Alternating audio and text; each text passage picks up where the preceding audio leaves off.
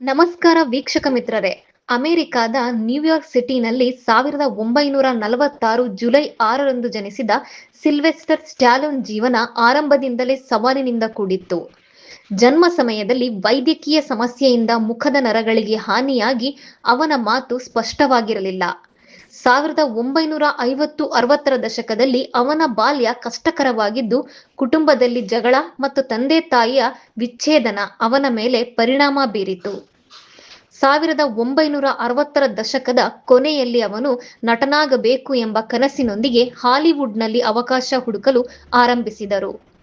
1969ರಿಂದ 1974ರವರೆಗೆ ಸಣ್ಣ ಪುಟ್ಟ ಪಾತ್ರಗಳಷ್ಟೇ ಸಿಕ್ಕವು. ಈ ಅವಧಿಯಲ್ಲಿ ಆರ್ಥಿಕ ಸಂಕಷ್ಟ ಹೆಚ್ಚಾಗಿ 1974ರಲ್ಲಿ ಅವನು ಸಾಶಾ ಜಾಕ್ ಅವರನ್ನು ಮದುವೆಯಾಗಿದ್ದರು. ಜೀವನ ಸುಲಭವಾಗಲಿಲ್ಲ. 1975ರಲ್ಲಿ ಅವನ ಪರಿಸ್ಥಿತಿ ಅತ್ಯಂತ ಕಠಿಣವಾಗಿ ಹಣ ಇಲ್ಲ, ಮನೆ ಇಲ್ಲ, ಊಟಕ್ಕೂ ಕಷ್ಟಪಟ್ಟು ಬಸ್ ನಿಲ್ದಾಣದ ಹತ್ತಿರ ದಿನಗಳನ್ನು ಕಳೆದನು. ಕೆಲವು ದಿನಗಳು ಉಪವಾಸದಲ್ಲೇ ಕಳೆದವು. ಅವನ ಜೊತೆ ಇದ್ದ ಪ್ರಿಯ ನಾಯಿ ಕೂಡ ಹಸಿವಿನಿಂದ ಬಳಲುತ್ತಿತ್ತು. ಇದೇ 1975ರಲ್ಲಿ ಅವನು ತನ್ನ ನಾಯಿಯನ್ನು ಕೇವಲ $25ಗೆ ಮಾರಬೇಕಾದ ನೋವಿನ ನಿರ್ಧಾರ ತೆಗೆದುಕೊಂಡನು.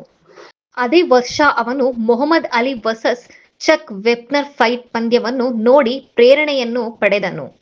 ಸಾಮಾನ್ಯ ಫೈಟರ್ ದೊಡ್ಡ ಚಾಂಪಿಯನ್ ಎದುರು ಹೋರಾಡಿದ ದೃಶ್ಯ ಅವನ ಮನಸ್ಸಿಗೆ ತಾಕಿತು. ಅದೇ ಪ್ರೇರಣೆಯಿಂದ 1975ರಲ್ಲೇ ಕೆಲವೇ ದಿನಗಳಲ್ಲಿ ಒಂದು ಕತೆ ಬರೆದನು. ಆ ಕತೆಯೇ ನಂತರ ರಾಕಿ ಆಗಿ ಮೂಡಿಬಂತು. 1975-1976ರ ಅವಧಿಯಲ್ಲಿ ಅವನು ಆ ಸ್ಕ್ರಿಪ್ಟ್ ಹಿಡಿದು ಅನೇಕ ನಿರ್ಮಾಪಕರನ್ನು ಸಂಪರ್ಕಿಸಿದರೂ ಎಲ್ಲರೂ ಕತೆಯನ್ನು ಒಪ್ಪಿಕೊಂಡು ಅವನನ್ನು ಹೀರೋ ಆಗಿ ಒಪ್ಪಲಿಲ್ಲ. ದೊಡ್ಡ ಮೊತ್ತದ ಹಣ ನೀಡಲು ಸಿದ್ಧರಾಗಿದ್ದರು. ಅವನು ನಾನೂನು ಹೀರೋ ಆಗಬೇಕು ಎಂಬ ತನ್ನ ನಿರ್ಧಾರವನ್ನು ಬಿಟ್ಟಿಲ್ಲ. ಕೊನೆಗೆ 1976ರಲ್ಲಿ ಕಡಿಮೆ ಬಜೆಟ್ನಲ್ಲಿ ಸಿನಿಮಾ ನಿರ್ಮಾಣಕ್ಕೆ ಒಪ್ಪಿಗೆ ದೊರಕಿತು. 1976ರಲ್ಲಿ ರಾಕಿ ಬಿಡುಗಡೆ ವಿಶ್ವಾದ್ಯಂತ ಭಾರೀ ಯಶಸ್ಸು ಗಳಿಸಿತು. 1977ರಲ್ಲಿ ಈ ಸಿನಿಮಾ 10 ಆಸ್ಕರ್ ನಾಮಿನೇಷನ್ ಪಡೆದು 3 ಆಸ್ಕರ್ ಪ್ರಶಸ್ತಿಗಳನ್ನು ಗೆದ್ದಿತು. ಅದರಲ್ಲೂ ಬೆಸ್ಟ್ ಪಿಕ್ಚರ್ ಪ್ರಶಸ್ತಿ ಸೇರಿತು. ಇದೇ ಯಶಸ್ಸಿನ ನಂತರ 1976ರಲ್ಲೇ ಅವನು ತನ್ನ ನಾಯಿಯನ್ನು ಮತ್ತೆ ಹುಡುಕಿ ಹೆಚ್ಚಿನ ಹಣ ನೀಡಿ ಮರಳಿ ಕೊಂಡುಕೊಂಡನು. ಬಸ್ ನಿಲ್ದಾಣದಲ್ಲಿ ಉಪವಾಸ ಇದ್ದ ವ್ಯಕ್ತಿ ಕೆಲವೇ ವರ್ಷಗಳಲ್ಲಿ ವಿಶ್ವಪ್ರಸಿದ್ಧ ನಟನಾದನು. ನಂತರ 1985ರಲ್ಲಿ ಅವನು ತನ್ನ ಹೆಂಡತಿ ಸಾಶಾ ಜಾಕ್ ಅವರಿಂದ ವಿಚ್ಛೇದನ ಪಡೆದನು. ಈ ಸಂಪೂರ್ಣ ಕತೆ 1946ರಿಂದ 1977ರವರೆಗೆ ಒಬ್ಬ ಸಾಮಾನ್ಯ ವ್ಯಕ್ತಿ ಹೇಗೆ ಹೋರಾಡಿ ಜಗತ್ತಿನ ಮಟ್ಟದಲ್ಲಿ ಯಶಸ್ಸು ಸಾಧಿಸಿದನು ಎಂಬುದಕ್ಕೆ ನಿಜವಾದ ಉದಾಹರಣೆ ಆಗಿದೆ.